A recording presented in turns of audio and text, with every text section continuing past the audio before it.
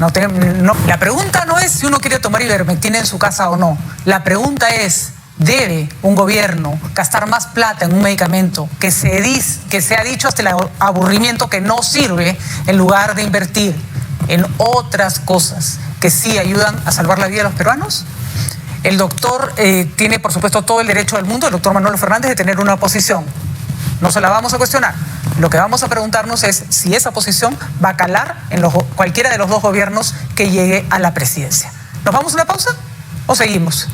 Estamos en este momento con el señor Carlos Brus. No necesita mayor presentación, ex ministro de Vivienda en el gobierno de Alejandro Toledo, donde se ganó su apodo de Techito, ex ministro y congresista también en el gobierno de Pedro Pablo Kuczynski, que hoy, hay que decirlo, sorprendentemente está del lado donde le lanzaron piedras durante los últimos 5 años. Hemos escuchado sus explicaciones ya en otros medios, en distintas oportunidades, que obviamente está movido por una preocupación por el modelo económico. ¿Cómo estás, Carlos? Qué gusto conversar contigo después de mucho tiempo. Hola, Patricia, ¿cómo estás? Bueno, te voy a hacer una pregunta directa. Claramente tu preocupación es por el modelo económico, que es una preocupación válida, es lo que está haciendo a muchas personas elegir la candidatura de Keiko Fujimori.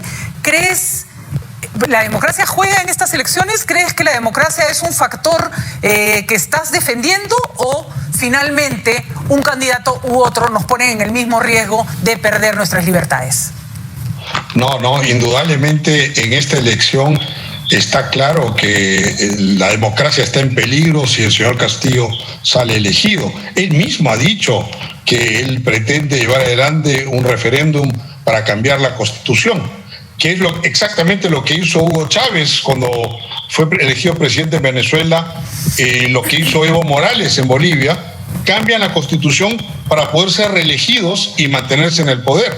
Así que es el mismo know-how que quieren aplicar, y por eso es que hoy la democracia está en peligro en la opción que representa Perú Libre. Y en la opción que representa Keiko Fujimori, porque ojo que con esta Constitución se volaron a Pedro Pablo Kuczynski, a Martín Vizcarra. Los presidentes han pasado casi uno tras otro y no necesitaron cambiar la Constitución, ¿no? Vamos, Carlos, estuviste ahí. Lamentablemente, ¿no? Esos procesos de vacancia fueron constitucionales. Estuvo dentro del marco de la Constitución. Obviamente la Constitución debe ser reformado en ese sentido, porque no puede ser que vaquemos a un presidente más rápido de lo que vacamos a un alcalde. Eso hay que reformar la cuestión de confianza, hay que reformar varias cosas, pero estaba dentro del marco de la Constitución. Pero por ahí no va la pregunta, porque si Pedro Castillo hace un referéndum y cambia la reelección, también lo va a hacer dentro del marco constitucional. La pregunta no va sobre las formas, que en un caso y otro pueden ser democráticas. La pregunta va sobre el capricho, el uso de la Constitución justamente en contra de la democracia. Algo que es constitucional no necesariamente está bien. Lo vimos clarísimamente en el caso de Pedro Pablo Kuczynski. Eso fue un ensañamiento del fujimorismo contra PPK. Y se usó la Constitución para eso. El hacer un referéndum para cambiar la Constitución no es constitucional. En una parte de la Constitución está previsto. Si pasa por una aprobación del Congreso primero, claro que sí. Se necesita la aprobación en el Congreso, ¿no? Claro que sí. El Congreso tendría que diseñar el mecanismo que no existe, ¿no? Y eso, si es que lo pretenden hacer desde el Ejecutivo, no es constitucional. Pero por otro lado, ¿de acuerdo con eso no podríamos cambiar la Constitución nunca? Sí, porque la Constitución puede ser reformada, pero no puedes hacer una nueva. No existe ese procedimiento. Bueno. Entonces habría que cambiar la Constitución para prever ese procedimiento, como lo han hecho en Chile. En Chile han tenido que primero cambiar la Constitución. Para eso se crea una constituyente. Pero, en fin, no nos enfrasquemos en ese caso. A lo que voy es, entiendo perfectamente el argumento contra el señor Castillo, porque efectivamente no solo su cambio de Constitución, sino que muchas otras declaraciones hacen pensar en que no habrá una democracia garantizada. Pero la señora Fujimori tampoco tiene los mejores pergaminos para eso. Por eso pregunto, entendemos la defensa del modelo económico, pero ¿de verdad, Carlos, crees que la democracia está salvaguardada en un eventual gobierno de Keiko Fujimori? Fíjate, tú sabes que un pilar de la democracia es la libertad de prensa. Y has visto tú al candidato Castillo asusando a la gente para que ataquen a la prensa, no solo una vez, sino 2 veces, y él no se disculpaba inmediatamente, se ha demorado horas después para masticar una disculpa. Ese poco respeto a la libertad de prensa son gestos autoritarios que preocupan. Ahora, yo tampoco voy a ¿y qué pasa? No, tampoco voy a decirte que el fujimorismo ha actuado bien en todos estos años. Por supuesto que no. Hemos estado en trincheras distintas y yo creo que el fujimorismo no actuó bien, y Keiko Fujimori mismo ha dicho que efectivamente se equivocaron y tuvieron una actitud muy confrontacional. Y en eso estoy de acuerdo con ella. Yo no estuve de acuerdo con esos mecanismos, no lo estoy ahora, pero hoy en día el señor Castillo sí es un peligro para la democracia. De acuerdo, y ahora voy a entrar al tema del debate, que me interesa mucho, pero simplemente quiero terminar un punto porque, te lo digo, Carlos, como se lo he señalado a otras personas que están apoyando a candidatos que de ninguna manera eran su primera opción, ¿no es cierto? Y que no lo hubieran sido si no fuera esta la final que se les presenta. Preocupa que está muy bien que se vea la paja en el ojo ajeno, pero acá también hay paja, pues. Entonces, quisiera saber si van a ir con una actitud crítica o con una actitud simplemente por miedo a dejar que pase lo que pase, se defiende a la señora Fujimori. Y te lo pregunto porque, efectivamente, el ataque a la prensa lo hemos condenado. No se le tira piedras a nadie, no se asusa contra la prensa, pero vamos, Carlos, ¿y qué cosa hemos vivido en los últimos 4 años del fujimorismo en el Congreso, los últimos 3 años, desde las redes sociales? Perdón, el señor de Medina está parado al lado de la señora Fujimori y lo ha llamado para su equipo técnico, y era una persona que atacaba a periodistas con los que no estaba de acuerdo de una manera horrenda, misógina, con insultos. Discúlpame, Carlos, yo me siento igual que me hubieran tirado una piedra. Me siento igual que como si me hubieran tirado una piedra. Patricia, tú bien sabes que yo no voté por el fujimorismo en la primera vuelta. Y estuve combatiendo mucho las posiciones del fujimorismo en los últimos años. Pero tampoco pueden decir que el fujimorismo es el fujimorismo que hubo hace 20 años, ¿no? En donde había que salir a las calles, como hicimos nosotros, a inhalar los gases que nos tiraron. No. Me acusaron de asesinato por el tema del Banco de la Nación y estuve procesado por eso. Pero ese fujimorismo no es el mismo que ahora. El de ahora estuvo manejándose dentro del marco de la Constitución con unas actitudes políticas que yo no aprobé y que rechazo, y que lo volvería a rechazar 1000 veces. Pero ahora la alternativa de Perú libre, representada por el señor Castillo, es mucho peor. Claramente no es el fujimorismo de los 90, pero es el fujimorismo de hace 3 años que tampoco era para aplaudir, ¿no? Ha sido horrendo, ¿no?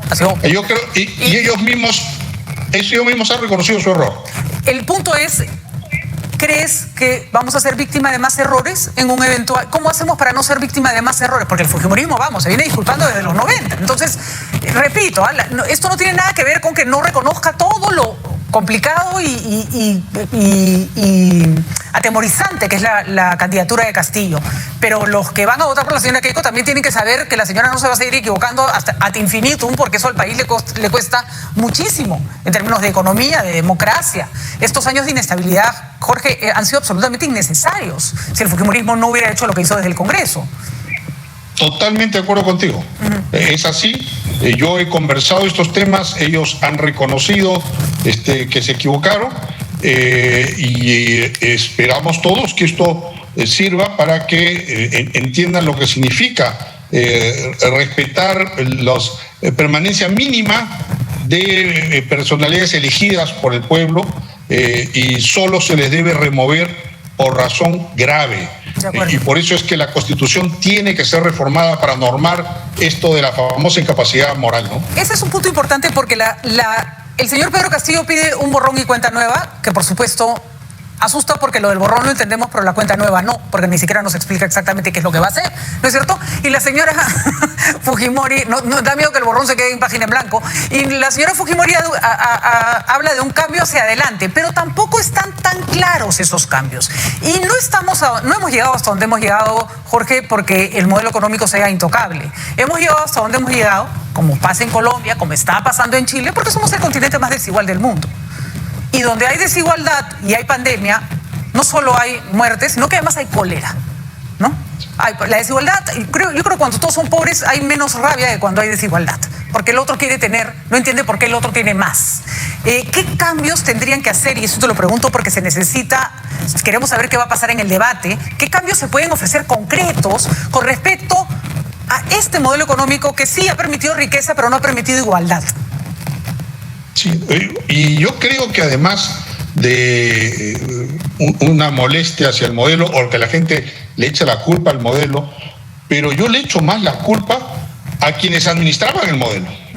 Digamos, porque la incapacidad de Vizcarra de cerrar contratos para compra de vacunas, ¿qué tiene que ver eso con el modelo? Es simplemente una actitud negligente de las autoridades que nos tocó en ese momento. ¿Por qué el gobierno de Vizcarra no compró máquinas de oxígeno? Que son máquinas de oxígeno, pues no es un laboratorio nuclear. Máquina de oxígeno es un compresor, es una tecnología, digamos, relativamente sencilla. ¿Por qué no se hizo esas cosas? Y yo entiendo a la gente que está molesta, que realmente es la gente más necesitada, que se le ha muerto su madre, se le ha muerto su padre, que su hermano ha tenido que vender el carro para conseguir oxígeno al hermano. Si fuera ese mi caso, oye, yo voto por Sendero Luminoso, porque estaría molesto con la sociedad. Pero eso ha sido por consecuencia de una mala administración del gobierno anterior. Ahí tengo un punto importante. Keiko no sube en las encuestas y algo no está funcionando. Ha subido, muy importante, una subida y parece haberse estancado. Pareciera que los dos candidatos han estado raspando una olla de arroz y llegaron al concolón. Y ya no saben cómo arrancharse eso que está pegado al fondo de la olla, y cada voto que se gane en estas semanas es fundamental. Sin embargo, ¿a quién se está dirigiendo Keiko? Porque si tú me dices que el problema tiene que ver con la cólera que hay con respecto al gobierno anterior, entonces eso no se explica que Vizcarra, estoy totalmente de acuerdo con lo que ha señalado, sea el congresista más votado. Claramente la gente no cree que el problema esté en Vizcarra. Vamos, Carlos, llevamos más de 15 años de crecimiento económico y Vizcarra ha gobernado año y medio. Mentiroso, dijo que había hecho cosas que no hizo, pero claramente Vizcarra no es el problema, ¿no? Entonces, no le podemos ofrecer a la gente algo, discúlpame, no quiero parecer grosera, tan burdo como, bueno, lo vamos a hacer mejor que Vizcarra, ¿no? Sí, bueno, no estoy diciendo que la gente entiende perfectamente la diferencia entre el modelo y la mala administración de Vizcarra. Digo lo contrario, digo que la gente confunde la mala administración de Vizcarra como una consecuencia necesaria del modelo. Eso es lo que estoy diciendo.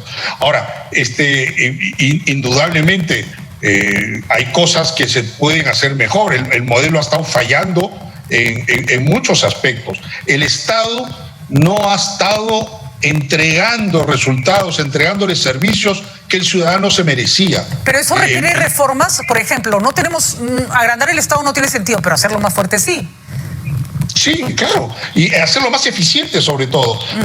Como nunca en los últimos años hemos tenido muchos recursos en manos del Estado, y año tras año el Estado no ha podido invertir todos los recursos que tenía en obras públicas, en infraestructura en general, salud sobre todo, educación, obras viales, el muro de contención, todas las cosas que el ciudadano necesitaba, y la plata regresaba al Tesoro Público año a año. Entonces ahí es un problema de ineficiencia. De acuerdo, vas a estar en el debate como parte del equipo de Keiko Fujimori para hablar de infraestructura, desarrollo regional y descentralización. Temas que obviamente tienen que ver con lo que estamos hablando ahora, cómo se gasta la plata. Pero hay algunas cosas que no se entienden. La señora Fujimori se expuso a ir a una conferencia con Mario Vargas Llosa en el exterior, que por cierto ha sido el enemigo más acérrimo que ha tenido su padre en los últimos años. Se expuso porque tuvo que pedir un permiso a la justicia que le dijo que no, con lo cual además la dejó en evidencia con respecto a que si es una presidenta, va a ser una presidenta o es una persona que está postulando y que tiene problemas con la justicia. Error. Pero el problema es, luchó para ir fuera, para reunirse con Vargas Llosa, repito, enemigo número 1 de su padre durante años, y no fue a la reunión de los presidentes regionales, Carlos. No fue. Solo dejó solo a Castillo frente a ese auditorio. Entonces, cuando te presentes en el debate, ¿cómo hablarle cómo hablar de descentralización si la señora Keiko no honró una invitación que se le hizo formalmente desde la organización que reúne a todos los gobiernos regionales del Perú? No, es que la descentralización es mucho más que una reunión con un grupo de autoridades. Es mucho más que eso. Acá estamos hablando de desarrollar las potencialidades de cada región. El domingo voy a entrar en detalle de cómo deberíamos hacer eso. El que las regiones no tengan que estar mirando a la capital constantemente, sino que puedan ellos manejarse, inclusive con recaudación de sus propios recursos, para no estar dependiendo tanto del gobierno nacional. Pero eso requiere ser mucha más administración. ¿Y cómo se hace eso si no te sientas con los gobernadores regionales a preguntarles cuáles son los problemas que tienen? Y además, a lo que voy es, la señora Keiko Fujimori ha centrado su discurso contra el gobernador regional, contra el señor Cerrón, que por supuesto se lo merece, que es un pésimo gobernador regional. Pero eso ha extendido la idea de que pareciera que quisiera centralizarlo todo de nuevo, porque habla muy mal de los gobiernos regionales. Porque obviamente esa es una plataforma que le sirve para criticar a Cerrón. Así va a trabajar un presunto gobierno del fujimorismo, va a recentralizar, va a prescindir de gobiernos regionales ineficientes. ¿Cómo se va a hacer, Carlos? Y con eso tenemos que ir cerrando. Sí, bueno, fíjate, el acercarnos a la gente y entregarle resultados a las personas en términos de infraestructura no se limita a conversar con autoridades. Aquí se habla de centrarse en el ciudadano, que el ciudadano reciba esa trocha carrozable que necesita para llegar a su pueblo, o ese muro de contención, o ese canal de regadío, y que el Estado diseñe un sistema de contratación que permita llegar a hacer esas obras. De eso estamos hablando, y que los recursos, por ejemplo, como el Cano, no se queden depositados en una cuenta cuando la gente necesita hospitales, o necesita postas médicas, necesita colegios. De eso estamos hablando. Eso es mucho más importante y grande que una reunión con un grupo de presidentes regionales, porque no estaban todos, además. No, muy bien, Carlos, pero de ahí que la impresión de la gente queda que para la señora Fujimori era más importante irse al extranjero con Vargas Llosa que sentarse con autoridades peruanas. Lo siento, pero esa es un poco la impresión que quedó, y probablemente eso refleja que no sube en las encuestas. Pero, como comprenderás, es una opinión a raíz de los números. Por supuesto, podemos estar equivocados. De repente iba a la reunión de gobiernos regionales y tampoco generaba mayor impacto. Sin embargo, sí sería importante tender puentes, ¿no? Ella estuvo en esos momentos presentándonos al equipo técnico. Y con respecto a las encuestas, hay que poner en su contexto que en esta encuesta de Datum es la primera que demuestra un estancamiento casi a nivel de error estadístico, y veremos las próximas encuestas cómo se desarrollan los números. Y con respecto a los números anteriores, prácticamente la encuesta de Datum señala que no ha habido variación. O sea, ni el señor Castillo ha subido ni la señora Keiko ha bajado considerablemente. Sin embargo, lo que se espera es, ambos candidatos lo que quieren es sumar votos. Carlos, suerte entonces. Veremos las siguientes encuestas. Exacto, y veamos el debate, que creo que va a ser importante. Te felicito por participar en él. Creo que es importante que las personas escuchen a los equipos técnicos. Esperemos entonces escuchar propuestas para comparar interesantes de ambos lados. Muchísimas gracias, Carlos. Bueno, buena suerte. Gracias a ti. Te vemos en el debate. Vamos a ir a una pausa. Regresamos aquí en la